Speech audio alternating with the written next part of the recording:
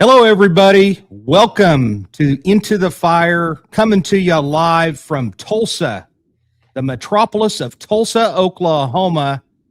And it's good to be here. It's June the 12th, 2026. I'm honored to have everybody here tonight. This is episode number 98. Who would have thought? Ooh. You know, Wow. the average Danny Couples is here. I invited him to join us tonight for this forensic evening. I think this is going to be a lot of fun with Steve Scarborough, who is a retired forensic scientist from the Las Vegas Metro Police Department. Can't wait. And it's going to be a fun night. He's written many of books. I've had a busy week. I've had a busy couple of weeks. And last week, I think I wasn't live last week, so I didn't really get a chance. I want to give a shout out to Chief J.R. Kidney with the Tecumseh Police Department. I spoke at the Basic Criminal Investigation Academy, which is a 3-week academy, and I spoke one day of death investigations, an 8-hour class. And I told all the cops, there was 39 cops from the Oklahoma City metro area throughout that region, and I told them, I said, I want you to look at your neighbor because they're going to be smarter by the end of the day. And sure enough, as it always happens, they look different. There's a different look to them at the end of the day. Also, I want to mention, I spoke at the Oklahoma IAI, the International Association of Identification, and I spoke at that conference. It was their 60th anniversary. How cool is that to speak at that event? Wow. And there I am there. This was my fifth year in a row, and my 6th time to speak there overall. Is that in Tulsa? Is that in Tulsa? No, they do that. They do that at the University of Central Oklahoma in their forensics division or their forensics section. That's really one of a handful of places in this country that actually has a forensic science program. Wow. And I do want to give a shout out to Lindsay Nolan, who is with Troop Z of the Oklahoma Highway Patrol. And she's the one that actually had asked me to come along this year. And she's like, hey, we want you to speak again. I'm like, are you kidding me? What? I would think that people would be getting sick of me. And she's like, no. We want you to come and speak. And I have to give They like you, Jason. They like you. And I love them. They're great. This candle that they put on here, and you can't read it on here, but basically what it says on here is it says something about Jason White Energy is in this candle scent, which I think is nice. Oh, wow. And pretty cool. And I actually got to meet somebody at this conference that I want to mention real quick is that Lynn Peavy, the fingerprint company, if you're anything in forensics and stuff, if you do anything crime scene and stuff, here's a urine specimen that spilled on this card. And so anyway, I saw the Lynn Peavy booth that was sitting right there, and after I got done speaking and stuff, and I saw a guy that looked really like he had his act together in the audience, you know what I mean? And he was an older guy with gray hair, and he looked like he had his act together and so forth. Well, he ended up coming up to me after I got done speaking, and I was talking to somebody from the Texas A&M University, which I'm going to give them a shout out here in a minute. But I was talking to her, and that's Cassie with that program. That's a forensics program down in Texas A&M. And so he comes up and he goes, "Hey man, I really enjoyed that. That was something." And I said, and he goes, "I'm with the Lynn Peavy company over here." And I was like, "Lynn Peavy? That's like the fingerprint company on the planet." I mean, oh, wow. And that's pretty cool. And he goes, and she goes, "Well, it's not just anybody from them. It's Mr. Peavy." And so it was Doug Peavy with that company and with Lynn Peavy. And he's one of the creators of the company, and he's the main guy.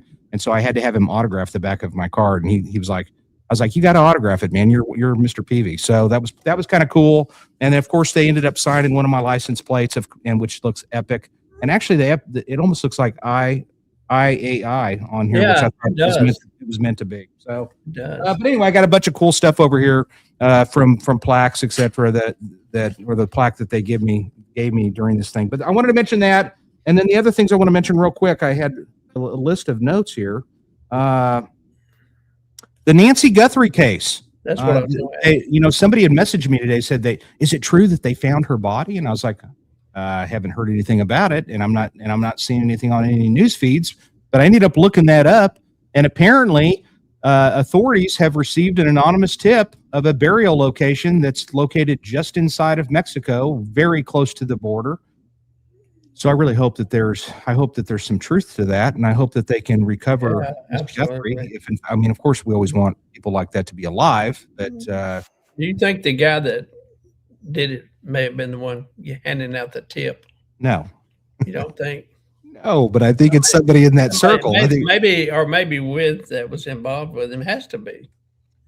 Who knows? It's somebody that probably is starting. I'm a little surprised that the dollar amount on the tip hasn't risen to a higher level. I don't know what it exactly right now, but it's probably 100,000. But I don't know. It's way up there. Well, anyway, I don't want to keep this guest any longer. I want to talk about him. If I think of anything else that I'm sure there was something. Oh yeah, let's mention that. Danny, right quick. This is, our guest, 2 weeks ago? Yep. Tom Lee. He got a book in the mail. Thanks, Tom. And don't be jealous, Jason, but it is an autographed copy.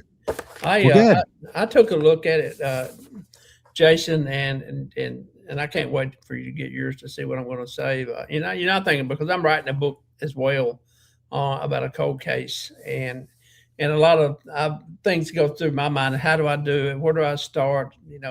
And he's got in here. Sorry, there, badge. He's got in here the way he sets his chapters up is really, really cool.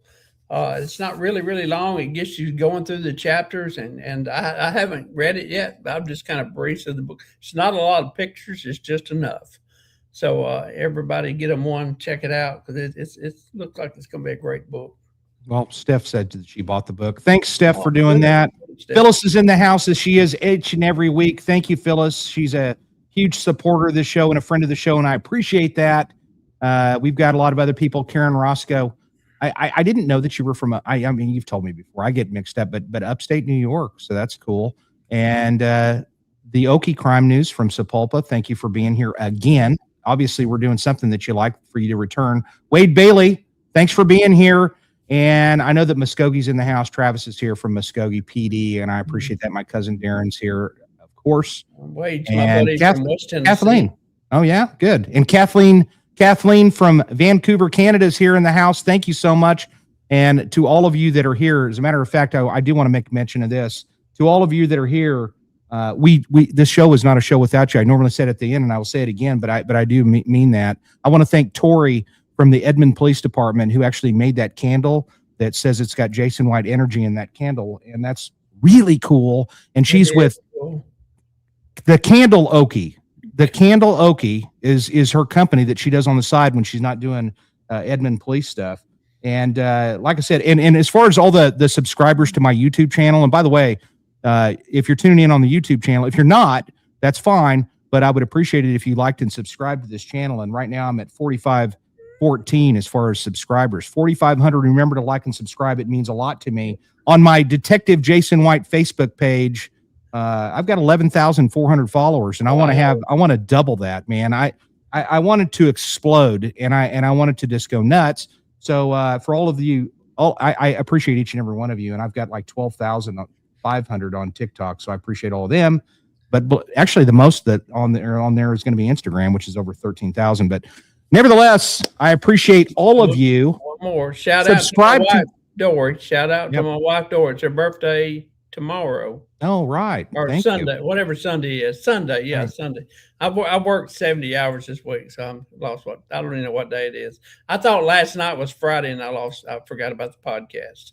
Well, but anyway, happy birthday, Dory. She's young. I'm not going to say her age. She's young. So, all right. Well, I appreciate that. And happy birthday to Dory. I reprimanded Tina, by the way, for not responding to the. I mean, she didn't mean to, Jason. It was an accident. No, my wife doesn't. She's not very good at phone etiquette. So that's one of those things I'm working on. We've been working on it for the last 20 plus years, and maybe we'll get there one day. But nevertheless, let's get going on this. I want to thank everybody for being here. That means a lot. And I will probably give more people shout outs as we go along. By the way, in the middle of the episode, sometime in the middle, I think we are going to open it up to callers. So start thinking about a question that you might have, don't be shy. If you've got a question that you want to ask Steve during the show, then think it up. Be ready to call, and you can. Steve Scarborough is a forensic scientist who is retired with 29 years with the Las Vegas Metro Police Department as a CSI and fingerprint comparison expert. After retiring from Metro, Steve conducted forensic training for law enforcement agencies, delivering over 150 2- and 3-day sessions in about 14 states for over 14 years. And if you've ever taught, let me tell you something, that is no short undertaking. That is that's a lot of work.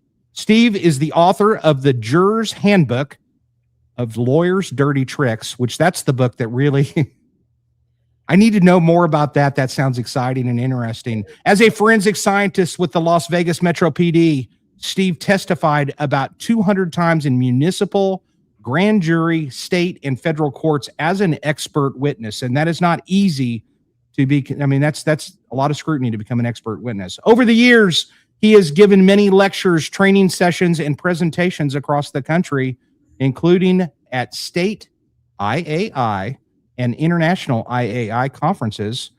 And interesting cases that he's had include 2 hotel fires, the Pepcon rocket fuel plant explosion, and the state line child kidnapping and murder, wow, which he said he will mention if we get a chance in here. He'll talk about those. Steve, his books include, his other published books include The Hijack of Forensic Science, The Hired Defense Witness Joke Book, and Isn't It About Time We Admit We Were Wrong? His latest book is about the Innocence Movement, the Innocence Machine, and the Innocence System Gone Haywire. And we're going to have his websites on there. And this is a guy that brings Steve on. And welcome, Steve, super expert in the world of forensic science. Thank you for being here, buddy. Welcome, Steve. Thank you. I think he was going to be on episode number 78, but he got really sick, so we had to postpone that. But we have he has a Tulsa connection. He's got his daughter that lives here, so we're probably going to meet up in the near future for coffee or lunch, and that'll be great. Thanks for being here. Tell us a little bit about how you ended up in Nevada, and how did you end up in this industry to begin with? What interested you from the start? Great story. I actually was working for the FBI in Los Angeles in secure communications. And we were in a program, there's a ton of people, even across the United States, and we were in a program to become FBI agents. And so I had a lot of friends that I worked with that once you get your degree and you work for them for a number of years, then you passed all the tests, you became an FBI agent. And so, I watched those guys go off, become agents, go back to Quantico and all that. And then they canceled the program. So I had to go find something else. I transferred to Las Vegas, FBI. And then, so I want to be in law enforcement, right? And a friend of mine that actually was a Metro cop, he had told me they needed somebody in the forensic laboratory. So I went over there and got onto the crime scene unit. And that's where I started working for Metro. Now, did you have a degree in forensic science, or was it more of a science-related field? Criminal justice. Oh, wow. Okay, so that's unusual, isn't it? A little bit? Yeah, I mean, the thing about that is it really helped me get into the forensic laboratory because they required a bachelor's degree in the sciences. Okay. Oh, cool. Very cool. So you went to Vegas, and are you still in Vegas area? Yes. Okay. All right. So in doing that, tell us a little bit about what that was like when you started into that business. I'm sure it's evolved big time over the years. Oh. And what is a forensic scientist specifically, just for our listeners? You asked me 2 questions there. All right. Sorry. One at a time. Let's see. It is it did change quite a bit over the years. When I first got in there, the training was very limited. You just kind of rode with another guy to go to crime scenes, dead bodies, all that kind of stuff. You learned photography on the job, those kind of things. And of course now there's quite a bit of training programs, all those kind of things. As a matter of fact, my interview was, I interviewed with the lieutenant, sat down with him, and he liked me, so he said, go to personnel, you're on. So that's what happened in those days. That was good. The forensic science part is forensic science is a lot of different disciplines. It includes the people that do DNA and toxicology, and it would include firearms unit, the handwriting, all those different areas. They're all forensic scientists. Okay. It sounds like you and I had the same training officer, actually. I don't know if his name was the same as the one I had, but it was Detective on Your Own. Yeah, right. Me too. Yeah, very cool. So what's some of the, you mentioned there's a couple of cases that you'd kind of messaged or you listed in your bio. What, that child killing case, the state line kidnapping and so forth, what did that case involve? Sounds interesting. Well, yes, it was interesting. I don't know if you guys are familiar with Nevada or Las Vegas, but we not only are the casinos on the Strip and downtown, and there's some out on the state line that goes into California, and there's a couple casinos over there. And the case started off where there was a little boy that was missing, and he was 7 or 8 years old. And they mobilized everybody in the casino area. There was a witness that saw the boy near a restroom, and there was a man that they saw with him. So that they made a big search around the area, and they did not find the little boy for a long, long time. And then eventually someone ran across the boy's body in underneath a trailer where the people that worked there lived. And the crime scene people ended up developing a fingerprint on his glasses. And so my job was to identify that that fingerprint. And we did have a suspect, and his name was Howard Hopp. And so I compared that fingerprint. However, it was not enough for me to say that that was Howard Hopp's fingerprint. In fingerprints, we have a threshold that where we're comfortable with saying that was that person's fingerprint to the exclusion of all others. But if it wasn't quite enough, then we would not identify him. So it went to trial. They asked me during the testimony whose fingerprint it was, and what I was able to say was I eliminated everybody else except for him.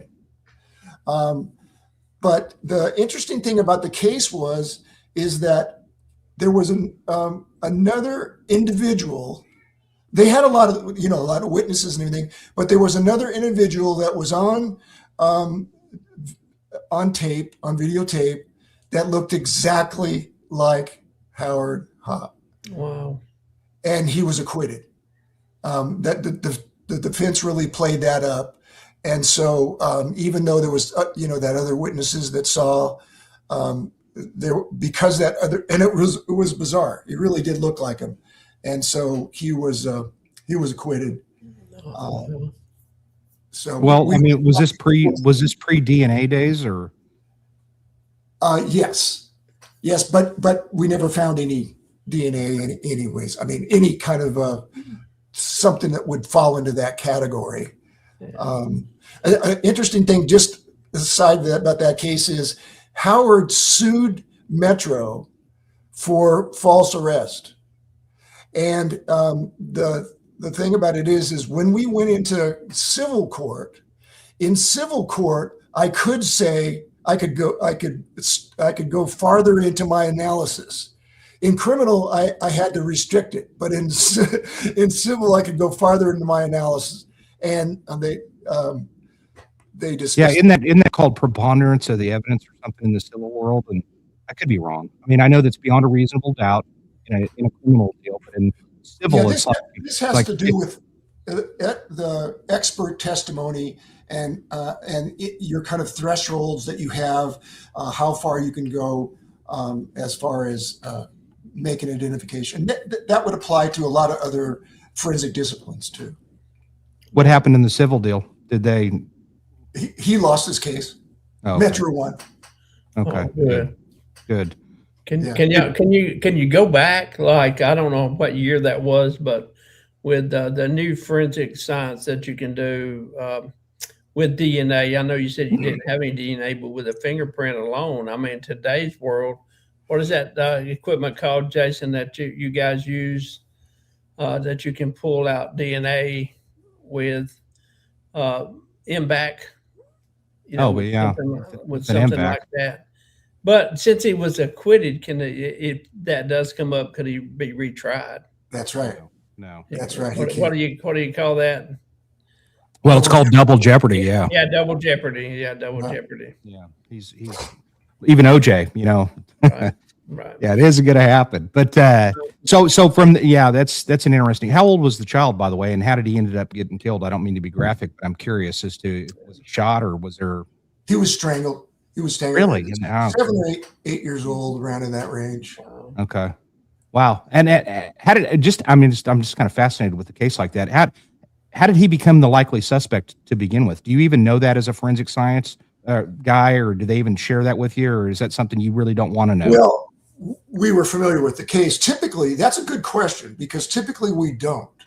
We're not, we look at the fingerprints, or we look at the, ballistics or anything like that. And we're quite often not concerned with all the other details of the case.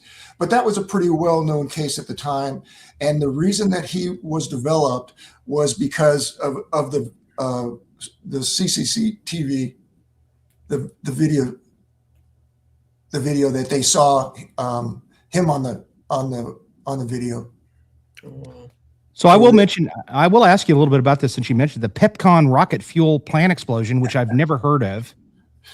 What is the deal with this? Because I've never heard of this. If you Google that, you'll see this tremendous explosion.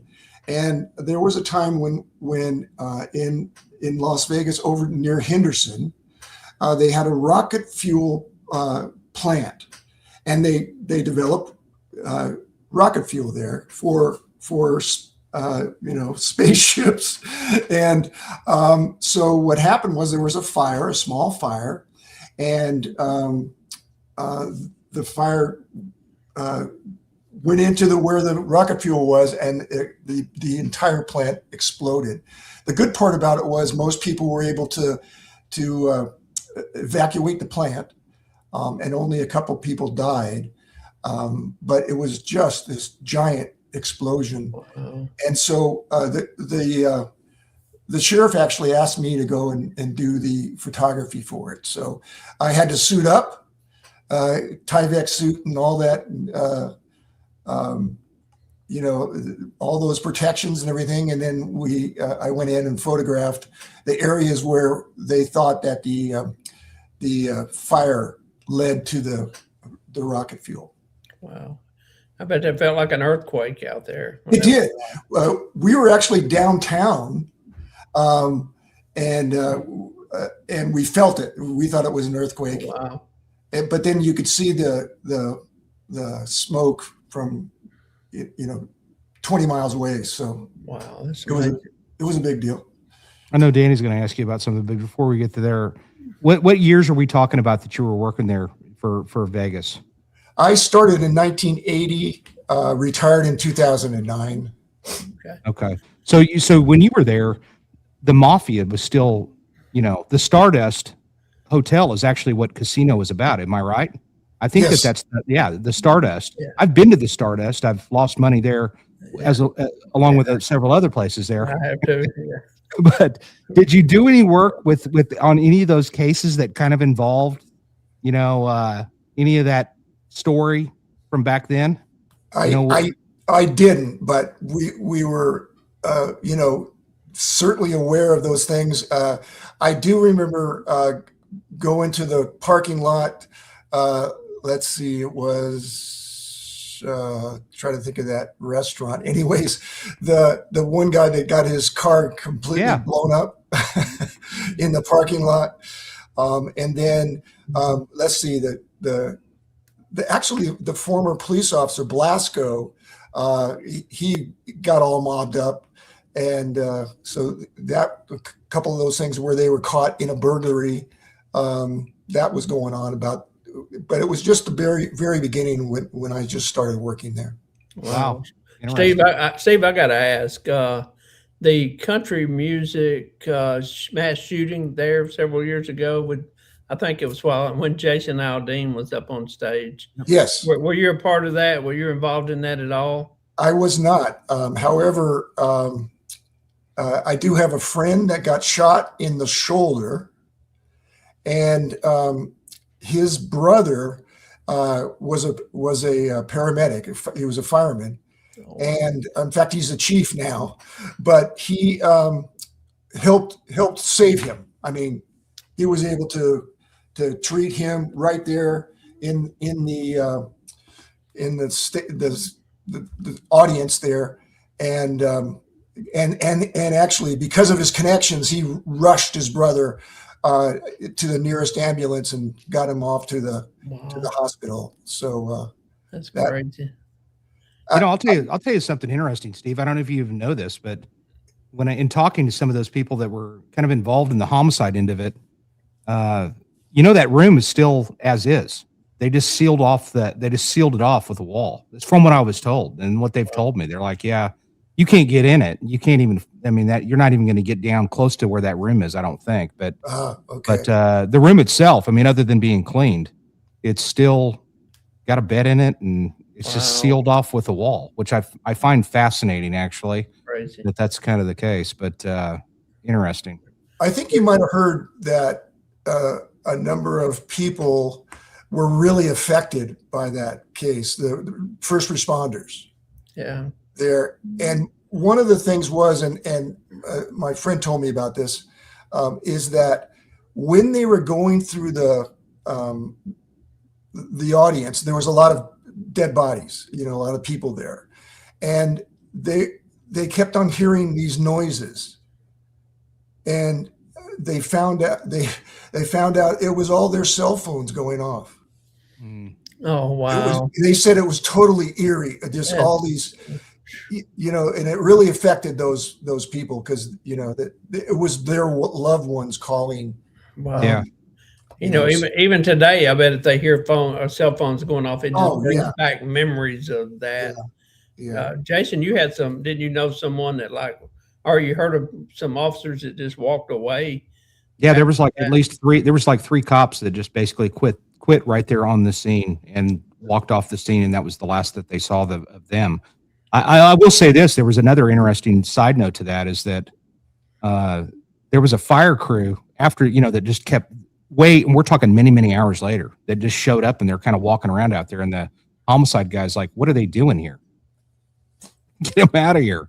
And it turned out that they found out later on that one of the guys on the fire crew, he was missing his kid, and they were kind of looking, you know what I mean? So that was kind of one of the reasons. But what a tragedy! Yeah, you'd have to drag me out of there. I would have to try to find my kid.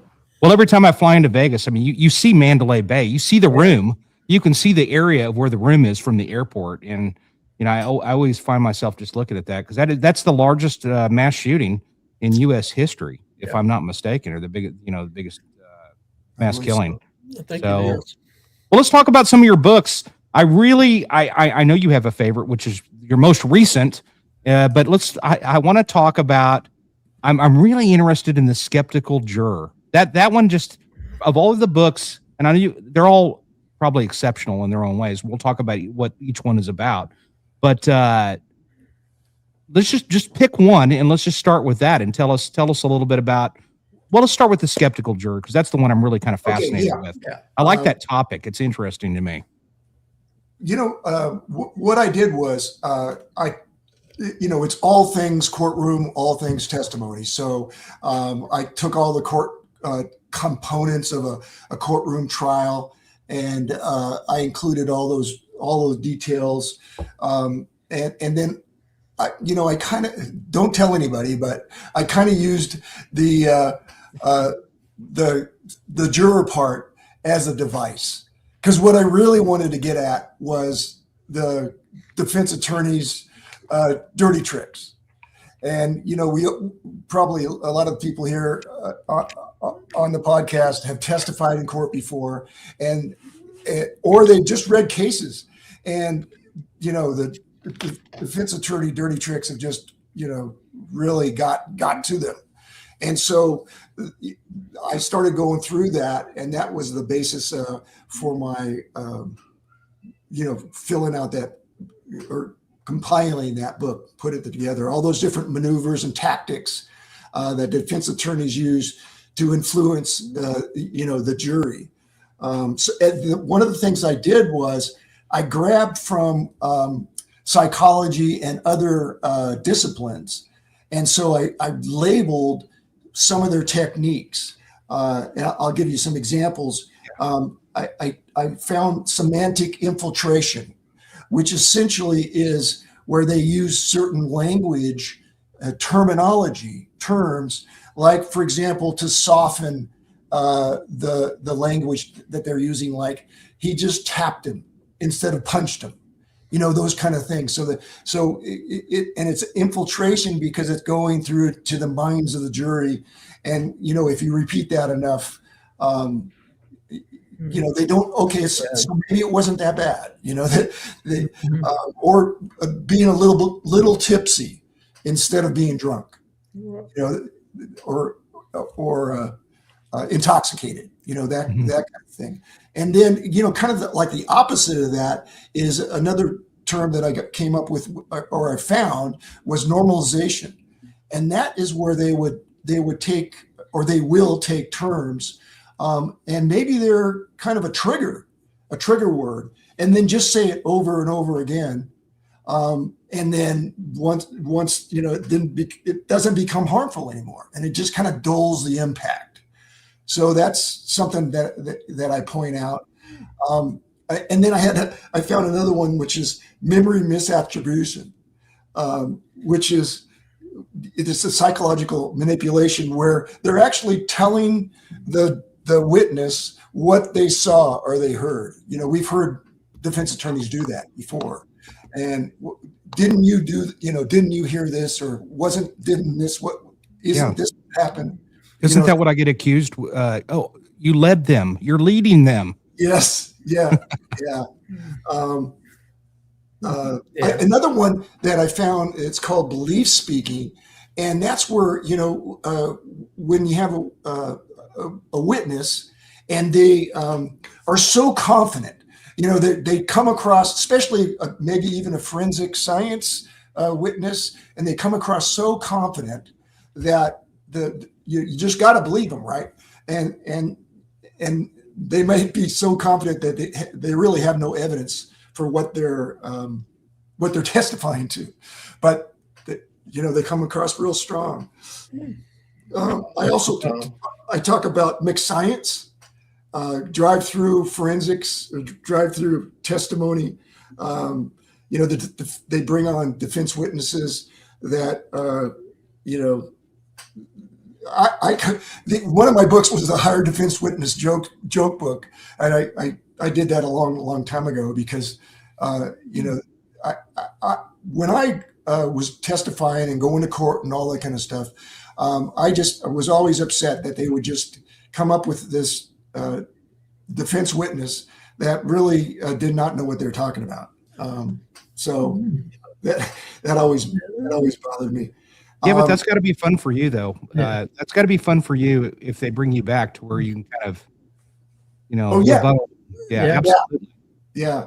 Is that pretty prevalent? Do you see that a lot? Well, it did happen a lot right after I retired, or towards the end of my career. Yeah. But that just really bothers me when they come in with this other witness that supposedly has a background, and actually when you really look at their background, they don't really have a good forensic science background. Yeah, that book almost kind of looks like the books that you see for dummies, like Yeah. Witnesses for Dummies, or whatever. It has that kind of a look to it. Yeah. I have a couple acronyms in there too that I like, and sometimes they come up with the SOS defense, which is some other sucker did it, or SEDI, SEDI, someone else did it. Yeah. Because there's right. I mean, we even have heard cases recently where they're blaming the Karen Reed case, for criminy sakes. They're blaming everybody, right? Yeah. And then just to interrupt you real quick, Sure, on that go ahead. Karen Reed case, I think, I really wasn't interested in that case from the gate. I mean, but then I started watching it later on because I'm more interested in watching cops testify, and they weren't very good. And as a matter of fact, I think that's one of the travesties that we have in police academies across this country is they just don't teach it in the academy. I know. And we suck at it. I mean, we are not collectively, unless you really take it to heart. And when I've sat as case agent many times, I've watched cops testify and I'm like, no. Yeah. It makes your skin crawl a little bit listening to some of it. We don't look very good on there. I know it. And a little bit more about that case is now, you've been in the bullpen, right? And those guys. Now, how in the world would you get like 10 guys at a party to cover up the fact that you murdered someone and not tell anybody? Yeah, that's not really possible, I don't think. All 10 of them. Let's all get together now. Let's all get together. Don't tell it reminds me. It reminds me of the OJ case. I mean, for them to have a conspiracy involving that many police officers that set things up and planted evidence, it's just not happening, ladies and gentlemen. It is not. As a matter of fact, Cato Kalin's going to be coming on here in the near future, but it's just it's just not going to happen for you to have a conspiracy that's like that. So people aren't going to do. They can't agree on a simple thing, let alone getting together on a cover up. I got another acronym, but you're going to have to fill it in. It's witness having other reasonless explanation. I'm trying to word it out. Yeah. Help me out. Help me out. Yeah. Oh, I got it. All right. I'm with you. Yeah. So that's that. But now this book that you're talking about, because I mean, actually, I think it's just that to me is the one that just jumped out to me big time. But so what is that? Is that book good for cops, potential jurors, really anybody, actually? I think cops or people in law enforcement, because, when we testify in court or we work on a case, we see all this stuff. And so I highlight all those different things that that defense attorneys, techniques that they use. And some of them is pretty subtle, so, they can then, oh yeah, that's right. That's what happens there and stuff like that. Yeah. I do have an interesting, in the book, I talk about distractions and, that, look here, not there, that kind of stuff. The Stephen Avery case was a really good one where they were trying to distract the jury with the blood evidence in her car. And so I relate a story that you probably have heard of, that Clarence Darrow was you know, we've heard of him, and he always used to have this big cigar, and it would really be burning down the edges of it. And so his technique was that the jurors would pay attention to the ash on the end of his cigar instead of instead of what the witness was saying at the time. And supposedly he put a little wire inside the end of it so it would really. Yeah. So now that's interesting. Wow. Yeah. I'll take, Australia's in the house. Thank you, Lisa, for being here. I appreciate that very much. I just noticed somebody from Australia. So that's interesting. I had never heard of that. And actually it's fascinating. The world in the courtroom is actually just a fascinating place because it's such theatrical nonsense. Yes. I had to ask about Steve Avery. Do you think, what is your opinion on Steve Avery? Oh, he's so guilty, it's pitiful. Oh, there you go. That's what I was looking for. Well, the thing I've been back and forth with it. If you want to talk about that, like for instance, that the documentary that they made, it's very interesting because they left out a lot of evidence, that blood evidence in the car. So they focused on the blood evidence, and they even brought in FBI agent to come in and testify as to the vial. Well, what is it? The MDT. It's something. There you go. It's something inside of the vial that basically keeps it thin. The blood, isn't that right? Yeah, that preserve. It's a preservative. Right. And so the whole thing about that is Stephen Avery also left his DNA all inside that vehicle, not just the blood, but the defense did not mention that, and the documentary did not mention that. He also had his DNA on the front, or actually on the battery. And one of the ways that they knew about that was his nephew. His nephew is the one that told them about that. They said that Stephen Avery always unplugged the batteries when he put the vehicles back out in there. So they went back to that, and they found his DNA on the battery post too. Well, see, that's part of it that people don't get to see. And see, that's a huge difference for me, because honestly, the biggest part about that case that just bothered me the whole way through is the fact that based on the description of how she was murdered inside of the bedroom, raped, murdered, they cut her throat or whatever, there's blood everywhere, and they didn't find a speck of blood inside of that room where they ended up finding the key, etc.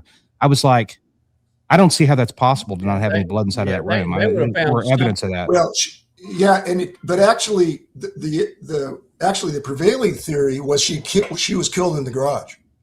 Oh, okay, yeah, that's right. With the bullets, the bullet strikes and so forth. Yeah. That's great points. I'm glad you bring that up. Now I'm starting. I didn't mean to get us off track, guys. Well, I'm starting at the scale on my end after just hearing some of what you just said that I did not know. So, but anyway, so all right, so let's go on to another book real quick. Because you talk about, there's two of your books that actually talk about how the defense, and this was interesting to me because I did not know this, but how the defense is really attacking fingerprint evidence, and I didn't know that it was really. Yeah, it's actually really bothersome. That the idea is that nothing is absolute. It's a philosophical approach, and so a lot of the defense attorneys and actually a couple academics have picked up on that, and so they say, well, if nothing's absolute, then fingerprints can't be absolute, and so they really did a lot of attacks on fingerprints, and well as they did attacks on firearms and ballistic materials and things like that. And the National Academy of Sciences had a whole thing about that. And so the problem that we found is that there was actually some forensic scientists that bought into it, which made it even worse. People on the IAI committees and things like that were kind of buying into it. But this one guy that was a forensic scientist, that he used to give a lecture, and he would drop his pencil and say, nothing's absolute. Why this this pencil may not even hit the ground after I drop it. And of course it's going to, I mean, gravity is absolute in the entire universe. Gravity is absolute. So that was kind of a thing that they would try to say, and try to undermine fingerprints. Off the wall question: can you burn your fingerprints off? Like if you wanted to do that, could you burn them off? Well, you can damage your hands, but the problem with that is it just makes it just as unique. Cool. Yeah, no, that's true. Yeah. So, I mean, I've, the limited stuff that I know about fingerprints, I should know more, but as a former homicide detective, but, Will West and William West, the inmates in Leavenworth, Kansas, that looked like they was the same person. Ladies and gentlemen, look it up. I'm telling you, it's like they look exactly the same. Those guys had to have been related. They just didn't know it. Is that probably the case there? Yeah, we think so. In fact, we think that a lot of people think that is an exaggerated to make the point. Okay. And then it's just kind of become the myth, right? To make that sound better. That's okay. That's why we're going to use fingerprints, because these two guys were the same, and they look so much alike, and their measurements were very, very much similar, and all that. That was the Bertillon method. Is that what it's called? Body measurements. Yeah, and that's what they used originally. And then the case that I'm talking about is 1903, where these two guys looked exactly the same, and the one guy's like, "Hey, get out of here! I've already taken your photo." And he's like, "No, you haven't. I just got here." And he's like, "No, I just took your photo like 2 years ago or a year ago." That's crazy. And they look exactly the same. I mean, they really do. It's actually scary how close they look. Wow. One of them's name was William West, and the other guy was Will West. But I appreciate the fact that you're telling me it was a little exaggerated to prove the point, because there's probably a lot more to the story, as there usually is. Right. But so the names of those two books are what? Tell us the names of those two books. Let's see. It's About Time We Admit We Were Wrong, and The Hijack of Forensic Science. And do you talk a little bit about more than just fingerprints that we're talking about, or is when you're talking about they're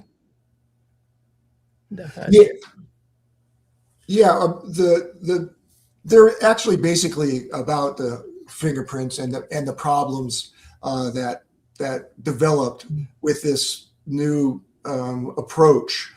There's actually a guy in California that wrote a book.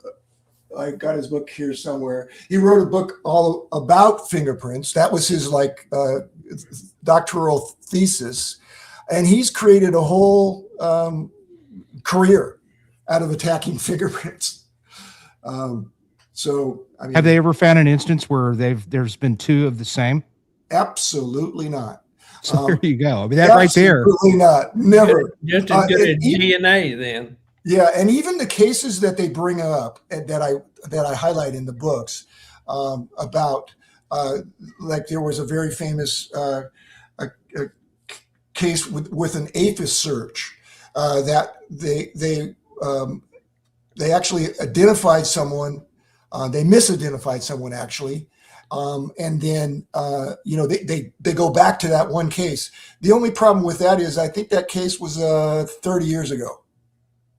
And ever since then, we still haven't found another fingerprint that's been alike. And there's billions of fingerprint searches throughout because everybody uses it all over the world. So, wow. Yeah, that's interesting to me. I've always been fascinated why. Now, back in the 80s, I think of the Night Stalker. I know Gil Carrillo from the Night Stalker case. And back then, they had a fingerprint, but they just didn't have a name to check. I mean, it wasn't like the computer systems that we have today that can just kind of search. Right. And so I just find it fascinating that back like when the FBI was looking at fingerprint cards to try to identify a fingerprint, and that yet they were even able to identify anybody from that. They had to have had a tip or something that got them close. Yeah. But we did search fingerprints through the files, through the hard copy fingerprints. Just comparing to try to find people. Wow. We used to actually do it that way. So which is Huh. crazy. That is crazy. So what is your advice to, just as a fingerprint? I know you said you left in 2009. Yes. Is that right? The world has changed. That's when I went into homicide, and the world between then to now is unbelievable. The leaps and bounds that we've come. I mean, I'll tell you what, if you were a serial killer, well, actually, if you're a killer and you're watching this just for the heck of it, because you never know anymore. But if you are, I wouldn't do it. I wouldn't kill anybody now. I mean, the you're chance going to get caught.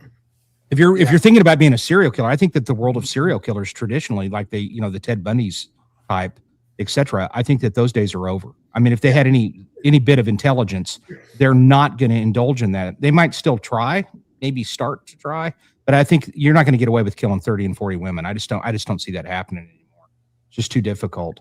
But especially with the science, with flock cameras and everything else that's out there. I guess we didn't end up having a caller, so that's okay. Somebody has a question that Amanda says, but Oh yeah, let's see. sunflower. Jay, The Ted Billion case. Oh, Binion, Ted Binion, of Binion's, of down there at Binion's Casino. yeah. What do you know about that case? I mean, what do you think about that? Is that still unsolved? Yeah, I mean, what's her name did it, but what's an interesting thing about unsolved cases is, from my perspective, is there's actually, I think, very few unsolved cases out there, really, because in many of them, we know who did it. We just can't prove it. You're right about that. We just can't prove it.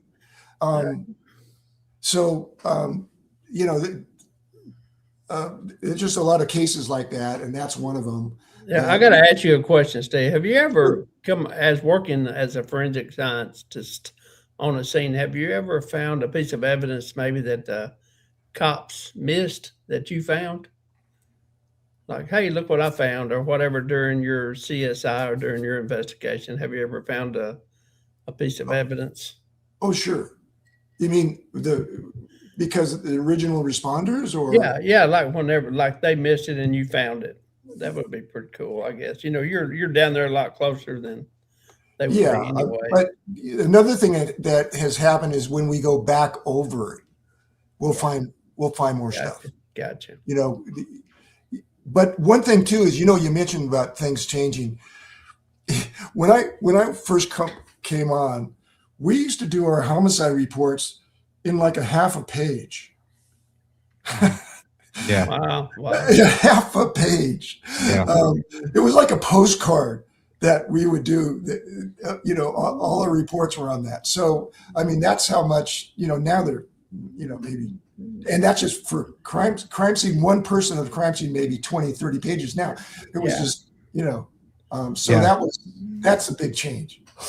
That is a huge change, actually, and I'm glad it's gotten better. I'll tell you what, I was talking to Cassie from Texas A&M, who does this forensic program there, which is pretty extraordinary. That I'm really excited to learn more about that. But she said that she was kind of collecting like lab reports from across the country, and it's insane because in some states they don't even put statistical value on like DNA. As far as the number, when they're like it's 1 in 7 or septillion. Right. They don't even put numbers down. It's very, very vague, very limited. And then you have other states where it's very detailed and talking about it. Doug Young is in here from Triad Forensics, and he's a crime scene extraordinaire up in Thornton, Colorado. And so he probably would agree with me. But and you actually know Doug, Danny. We went to that New York school together. But nevertheless, I'll tell you. All right, so.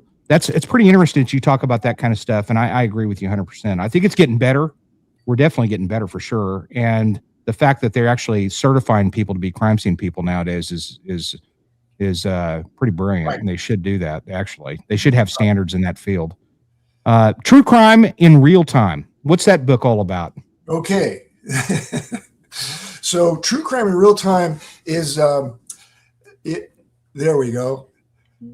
It's an investigative look at a number of different real cases where the reader is the detective. So what I did was it's where you walk the crime scene, you pick up the evidence, you interview the suspects, and then you make a conclusion with your other, you're a fictional detective actually, with your fictional detective partner. And so it's the reader that is the one that works the case. So that's the terminology of the word is you go to the crime scene, you pick up the evidence. And what I did was I took a number of real true crime cases, OJ, Robert Blake, even Lizzie Borden, a lot of those. But I don't tell you I gave it away already, but I don't really tell you what the case is, but most true crime people will be able to figure it out as they're going through that. And so it's fun. It's just a fun book that you go through there and you try to puzzle it through and figure it out. And then also, some of those cases, the detective gets together with his partner and they make a conclusion about the case. So I just came up with a brilliant idea for you, Steve, for your next book. Okay. Not that you need any extra help because you write a ton of books, but I think it would be really cool when you were talking about that right there. You need to come up with like a choose your own adventure for murder cases. You know what I mean? Yeah, I do. Should I do my fingerprints? And if so, turn to page 54. Yeah. I think that would be like an adult version of a choose your own adventure when we were like kids. I was just at CrimeCon and there was something that had a similar approach that you just said, that somebody came up to us. Probably Cheryl McCullum probably come up with that one. Yeah, no, I don't know if she would have, but I tell you what, that makes sense to me. That would be really cool. So you've got another book, and I'm trying to remember the name of it. Is it Scarpetto or what's the name of that book? That's Graffito. How do you know all these books? Oh my gosh. I'm a detective, Steve, and I detect. Yes, that's right. What is this one about? This is a novel, and it's all about it's a fictional novel set in Costa Rica. And it's a former detective that's from California that goes down to Costa Rica to try to get away from everything. But of course, he gets drawn into investigating crimes that happen in the local art community down there. Wow, that's interesting. I'll tell you. And then your newest book is, what's that called? And you're really excited about this one. And it's the Innocence Machine, the Innocence System Gone Haywire. And what this is all about is, we're really affected by wrongful convictions. And I think the Innocence Project does a lot of really good stuff. That's something to really admire.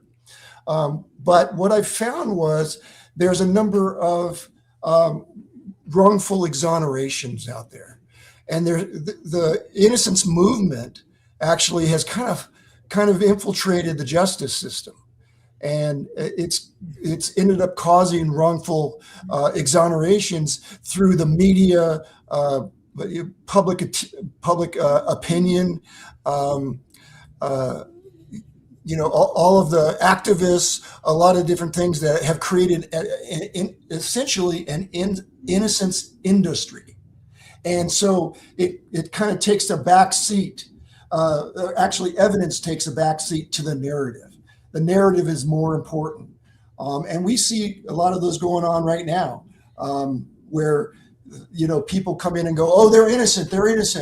And when you really look at the evidence, they really seem guilty. Give me an example of that. Not to put you on the spot, but just Karen Reed.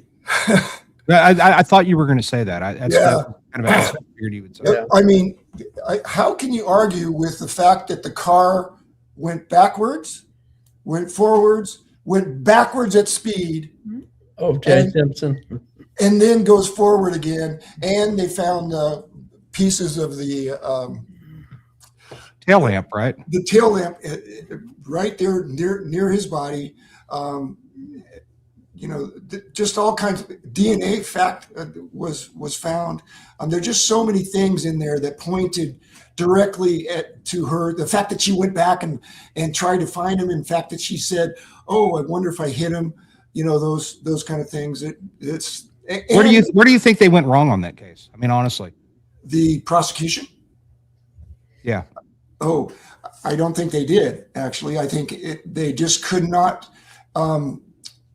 fight the corruption in Boston. Yeah. And the just the approach that the defense did a really good job of making, some of the things that I talk about in the skeptical book of those kind of approaches and misinformation, confusion, all those kind of distraction, all those things going on in that case. Wow. So go ahead, Danny, if you got a question. No, I was just going to say that all these cases too are so publicized nowadays with, in courts, everybody gets into it, just like a sitcom or whatever, that it just pulls you in, and what we hear is what we see on the TV. We can look at both sides. We can say, well, she did it, she didn't do it. Then we still got some time. Yeah. You got as much time as you need.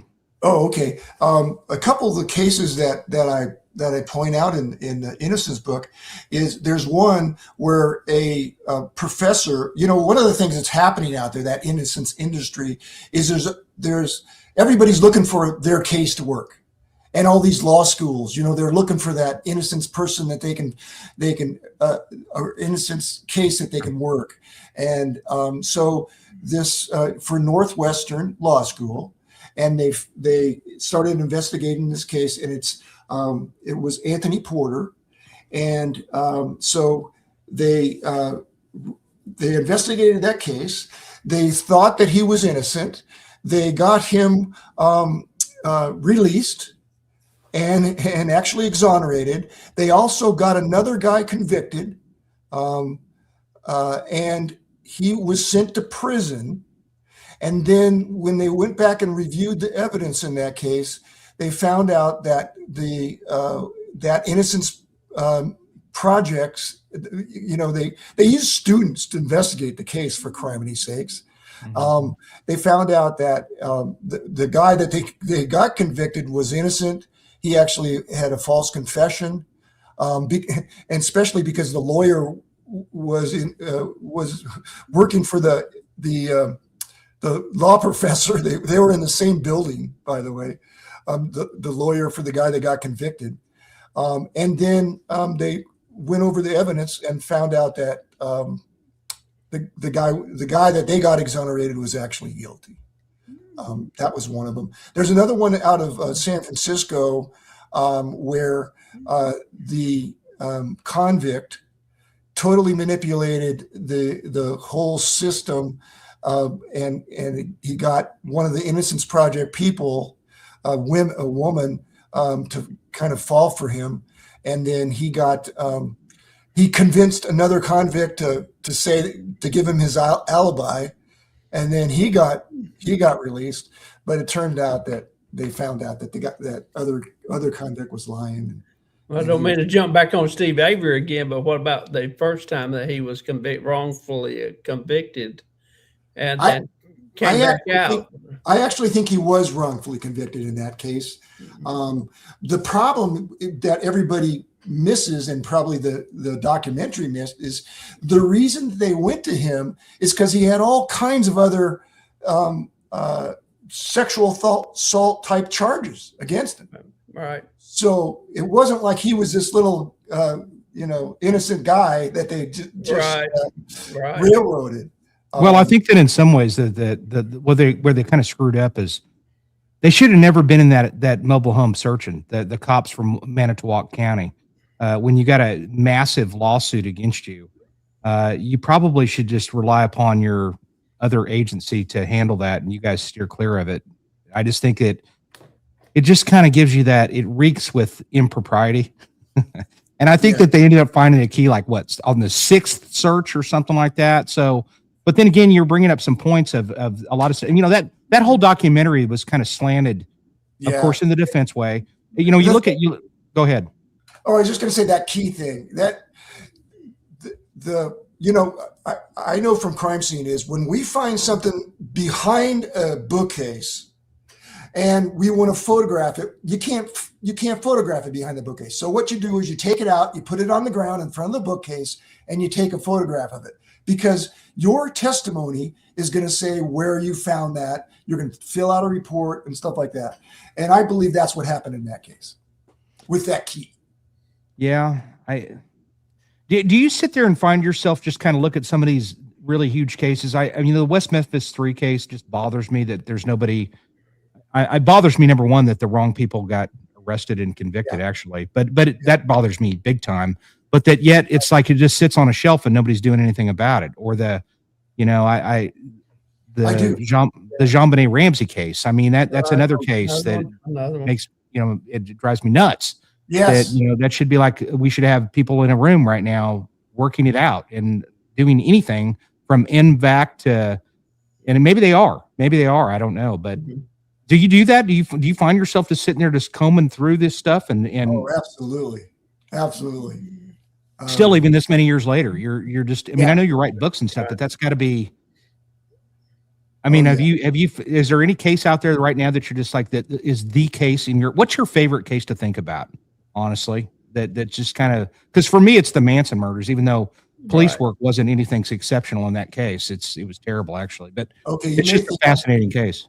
You may think I'm crazy, but one of the reasons that I started doing the true crime in real time was because when I go to sleep at night, I go over a case like that, and I go over, and eventually I'll fall asleep, but I'm going over the evidence, and I go over the JonBenet Ramsey case. I go over the OJ case.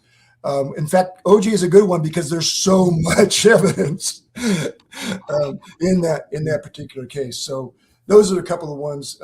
It's extraordinary the amount of evidence that's in that case. I mean, his blood was on her back, for God's sake. So yeah. And somebody mentioned in here that the West Memphis 3 are guilty. No, they took an Alford plea. Yeah, that's true. They pleaded guilty, but one of those guys was about ready to be executed. So they were kind of put in a corner where they really didn't have a choice but to. All right, we're pleading the Alford plea, but we're really not guilty. Okay. Yeah. It doesn't mean just because they pled guilty to that does not necessarily mean that they're actually guilty. And I'm here to tell you that those 3 boys did not do it. So that, in my opinion, they did not do it. So it's one of those things. What do you think of the staircase? Just out of curiosity. I know you're a fingerprint guy, but I'm sure you watch all these documentaries too. That's just kind of a case that's interesting, stands out there. People are kind of divided in as to what they think. Well, we hear this a lot, is there's no coincidences. There really is no coincidence. And then I think that applies there. I agree. Scott Peterson, it's not a coincidence. No, it's not a coincidence that her body was found about a mile away from where he was fishing on the day she was deemed to be missing. Those kind of, and I think the staircase kind of follows that. That pattern. I mean, I'll tell you an interesting case. I'm just going to mention it, and it doesn't really even apply here, but I'm going to mention it because you like true crime, and I happen to be talking to somebody from the KBI, and of course I'm fascinated with the Clutter case. It's just in cold blood. It was the biggest case of its time. And I remember seeing something in the Forensic Magazine, which is it's free online. If you're a cop and you're watching this, you can sign up to the Forensic Magazine. It's absolutely free. It'll come to your email, and they have a lot of stories about forensics and different major cases and cold cases that get solved.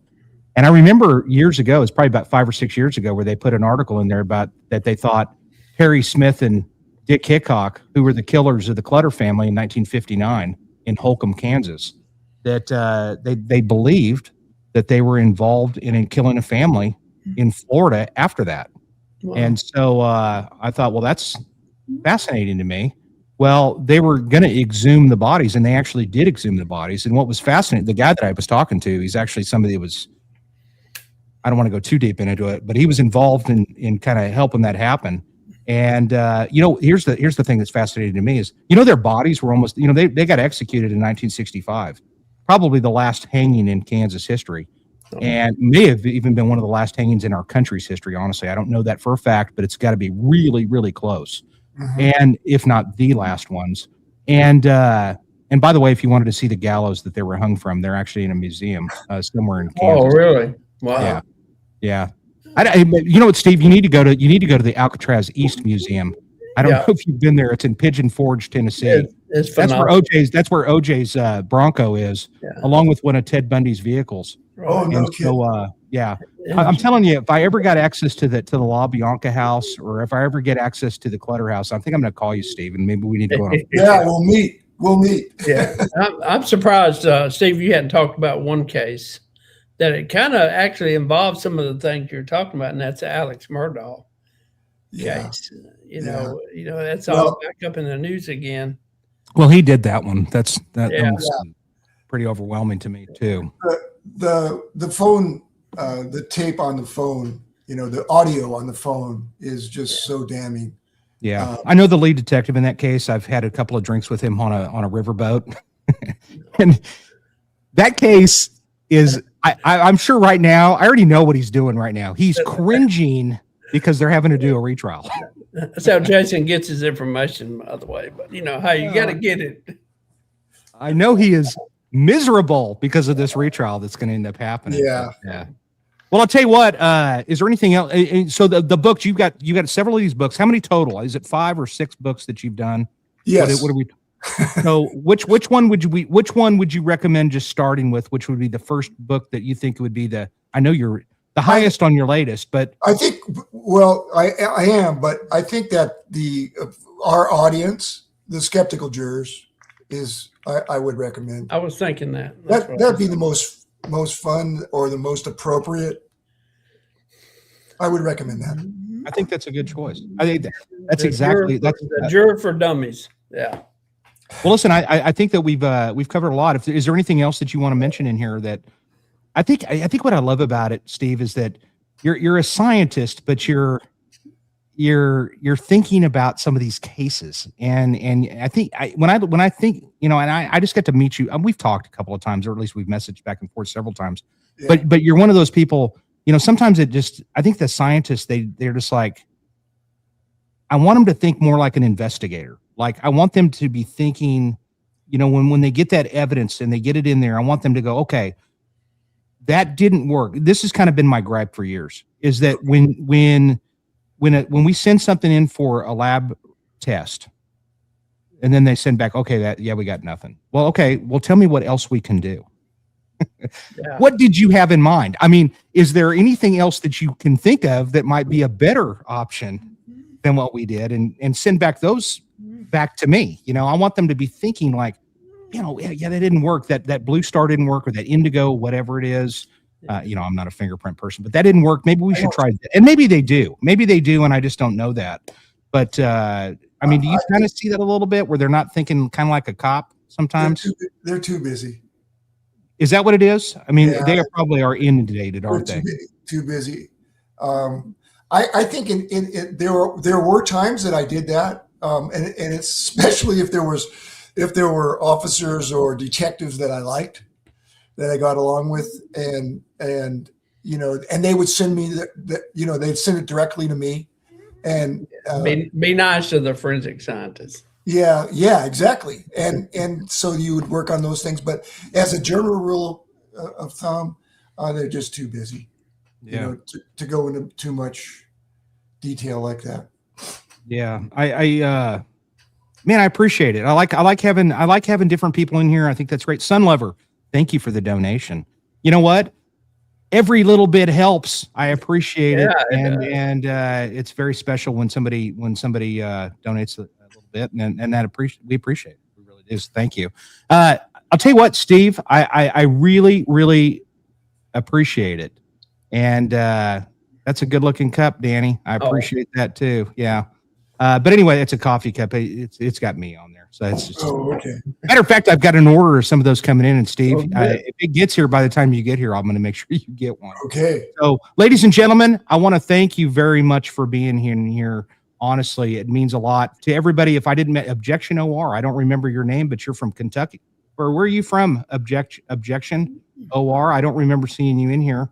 But Krista, Helicopter, I know you've been in here before. I've seen you before. Piper, thank you all of you for coming and joining us tonight. This show is not a show without you, and it's not any fun if you're not here.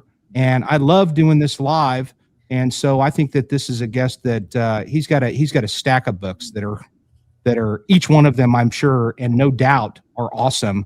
Amanda, throw his website up there one more time. I don't know that we threw your website up there, but there's the website, and I think that's a good place to start. Do you have another website, or is this it? I actually have stevescarborough.com.